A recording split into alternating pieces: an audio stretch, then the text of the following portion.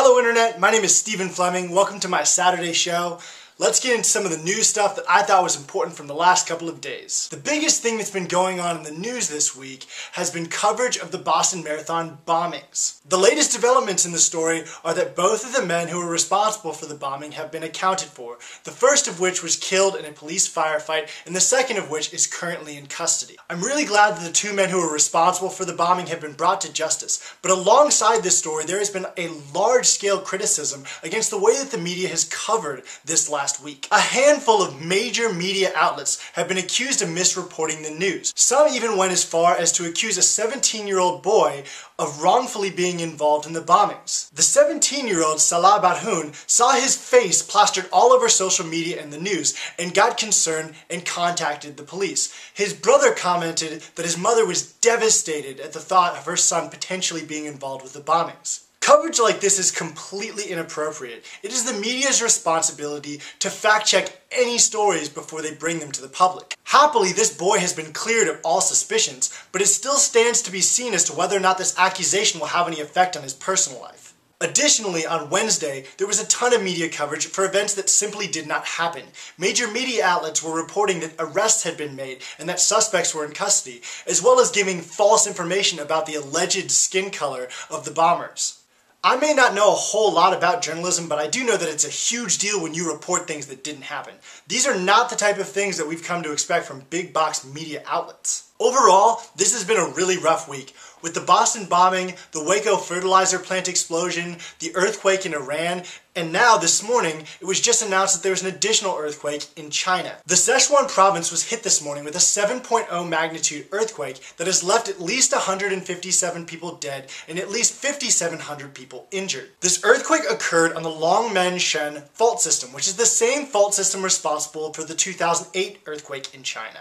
That earthquake was a 7.9 magnitude earthquake and was one of the top 20 largest earthquakes ever experienced in the world. It left almost 70,000 people dead and injured over 300,000 people. Luckily, the earthquake this morning was not as devastating of an event. Either way, my thoughts go out to all the victims of all the tragedies that have occurred over the last 7 days. Anonymous, the internet hacktivist group, made the news on Friday by demanding that the internet goes blackout on April 22nd. The proposed internet blackout would occur on Monday in response to CISPA passing the House of Representatives.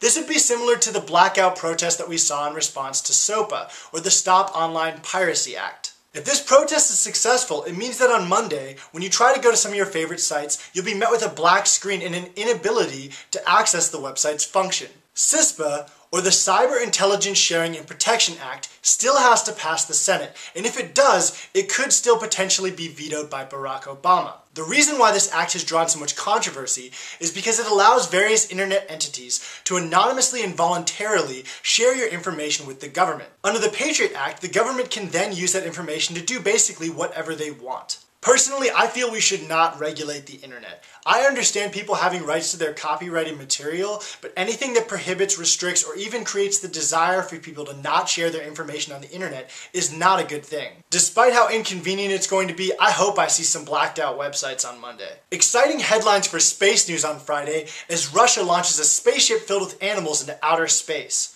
What are these crazy Russians up to? Well, it has something to do with sex in space. Well, not entirely with sex in space, but as far as I can tell, almost everything has something to do with having sex in space. The Russians will be keeping the group of animals, which includes mice, gerbils, geckos, and a few other animals, in space for an entire month to see how extended space travel affects them. One of the things they will be studying is sperm motility, or how well sperm can move. If human beings are going to spend any extended amount of time in space, we have to learn whether procreation in space is even possible. The Russian space program insists that it intends to return the animals to Earth alive in 1 month, but I did some research on the Russian space program's track record with animals, and I remain skeptical. You guys remember Laika, right? The stray dog that Russia launched into space in 1957 aboard the Sputnik 2? Yes, I said stray dog that the Russians launched into outer space. Here's a little spoiler alert.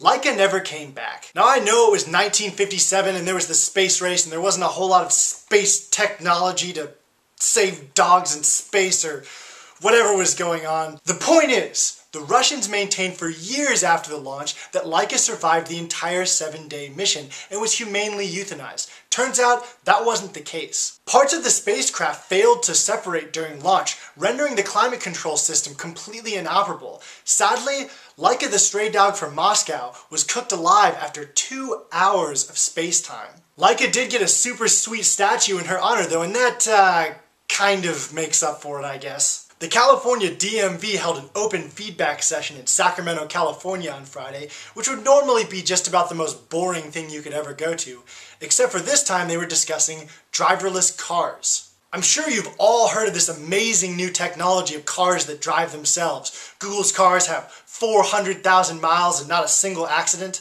Well, not really no accidents.